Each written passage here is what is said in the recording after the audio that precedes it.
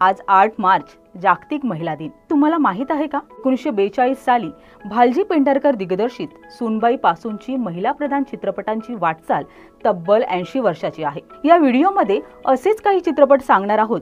माहेरची साडी, उंबरठा, चंद्रमुखी, अरे संसार संसार, बिनधास्त, सरला एक कोटी, झिम्मा, न्यूड, मी Sindhutai Sapkal, Anandi Gopal, bucket list, judgement, नाचग घुमा, हिरकणी, मंगला आणि स्थळ।